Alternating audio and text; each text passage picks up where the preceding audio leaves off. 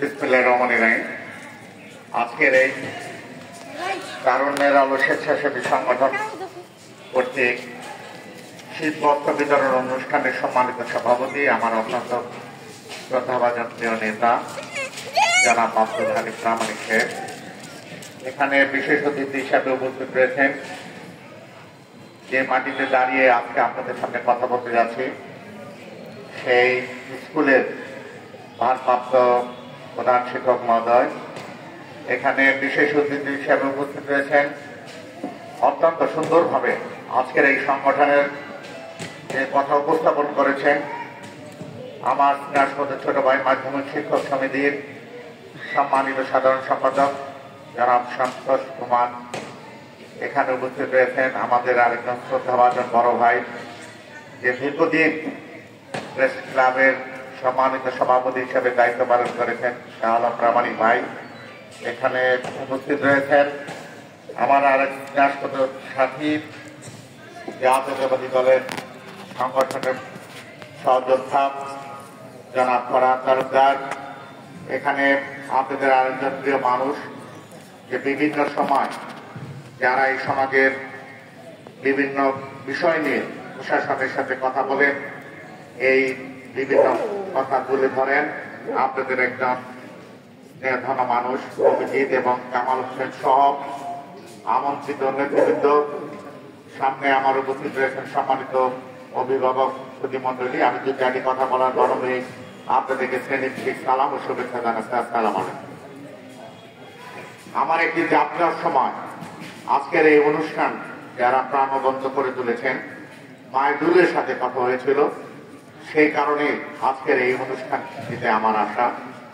বিশেষ করে আমি যে কথাটি বলতে চাই যে এই ইয়ং ছেলেরা যে তাদের অক্লান্ত পরিশ্রমের মধ্য দিয়ে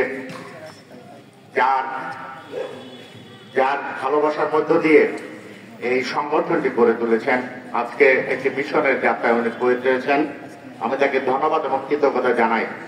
আজকে এই সকল ছেলেদের আমরা ভবরে দেখেছি যারা ইফটিজিং এর সাথে জড়িত রয়েছেন, যারা বিভিন্ন কিশোর গ্যাংয়ের সাথে জড়িত রয়েছেন।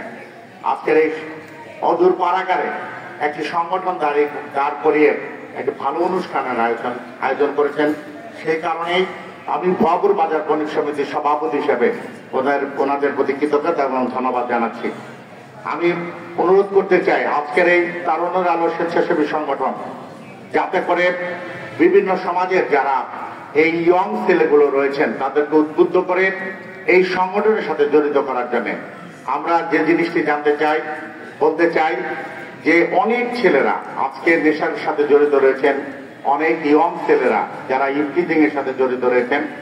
আজকে যদি এইরকম সমাজসেবী সংগঠনের সাথে জড়িত হয়, আমাদের সমাজ উপকৃত হবে, মানুষ উপকৃত হবে। যে আমরা কিছুক্ষণ আগে এই স্কুলের ভারপ্রাপ্ত প্রধান শিক্ষকের কাছে শুনলাম যে এই স্বেচ্ছাসেবী সংগঠনের মধ্য দিয়ে এই পাশের একটি মাঠ ওনারা স্বেচ্ছাশ্রমের মধ্য দিয়ে পরিষ্কার করেছেন। আমি তার যাত্রার সময় শুনেছি বিভিন্ন শিক্ষা প্রতিষ্ঠানে পাঁচটি শিক্ষা প্রতিষ্ঠানের বৃক্ষরোপণ কর্মসূচি ঘোষণা করে সেই স্কুলে বৃক্ষদান করেছেন। আজকে আমি কৃতজ্ঞতা জানাই। এই রকম ছেলেদের প্রত্যেকটি স্থানেই আমাদের সংগঠিত করা উচিত, উদ্বুদ্ধ করা উচিত, যাতে করে সমাজের সেই কাজগুলো আমরা করি না, এই ছেলেদের মাধ্যমে সেই কাজগুলো আমরা করার জন্য সক্ষম হব।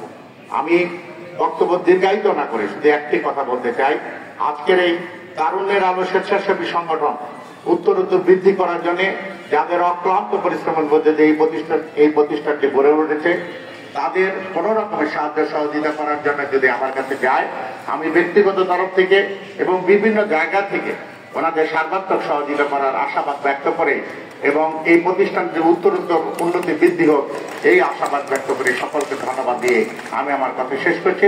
ধন্যবাদ সকলকে। আসসালামু আলাইকুম।